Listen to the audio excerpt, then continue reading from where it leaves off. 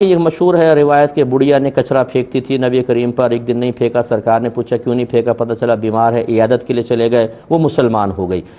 یہ واقعہ صحیح ہے یا غلط؟ دیکھیں یہ بالکل غلط واقعہ ہے، اور مجھے بڑی حیرت ہے کہ ہم نے اپنے اسلامیات کے سلیبس میں جب ہم چھوٹے چھوٹے تھے یہ واقعہ ہمارے سلیبس میں ڈلا ہوا تھا۔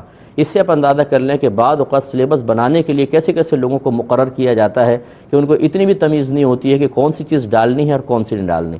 اور میں تو اکثر یہ شکوہ کرتا ہوں، جتنے اسلامیات کے سلیبس دیکھ لیں، شاید ہی کسی درجے میں نوجوان لڑکا لڑکی کو یہ پتہ چلے کہ مجھ پر کن کن چیزوں سے غسل واجب ہو جاتا ہے، غسل کے مسائل اور نمازوں کے مسائل، نماز کس سے ٹوٹ جاتی ہے، فاسد ہوتی ہے۔ مجھے ایسا سلیبس نظر نہیں آیا۔ میں اسکول، کالج، یونیورسٹی کی بات کر رہا ہوں کہ جس میں مکمل طور پہ اس پہ کلام کیا گیا ہو، حالانکہ یہ ہماری بنیادی عبادات ہے۔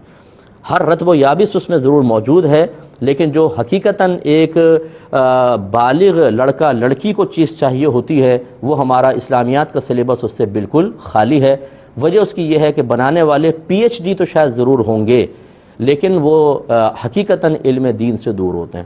اور یہ کوئی ناراض نہ ہو پی ایچ ڈی کی ڈگری حاصل کرنے کے بعد ایسے عہدوں پر بیٹھ جانا، جبکہ پی ایچ ڈی شخصیت پر کی ہو۔ بڑی حیرت انگیز بات ہے کہ آپ نے علامہ اقبال پر، قائد اعظم پر پی ایچ ڈی کی، آپ کو ڈاکٹریٹ کی ڈگری ملی، آپ کسی منصب پر بیٹھ گئے اور اسلامیات پہ کام شروع کر دیا۔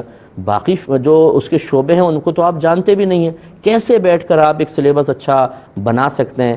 تو میں یہ نہیں کہ کوئی ہر سلیبس بنانے والے پہ تنقید کر رہا ہوں، اچھے لوگ بھی ہوتے ہیں، ان لوگوں کے اوپر تنقید ضرور یہ بالکل میری بجا اور جائز ہوگی کہ جو اس منصب کے اہل نہیں ہیں لیکن ڈگریوں کی بیس پر بیٹھ کر اور بچوں کو وہ چیز دے رہے ہیں کہ جو بچوں کی ضرورت کی نہیں ہے، اور جو اہم ضرورت کی چیزیں ہیں اس سے ہمارا سلیبس خالی ہے۔ کاش ہماری گورنمنٹ اس پہ توجہ کرے اور ان لوگوں کو سلیبس بنانے کے لیے دے جو ان نکتوں کو اچھی طریقے سے جانتے ہیں، لیکن مجھے اس کی امید نہیں ہے۔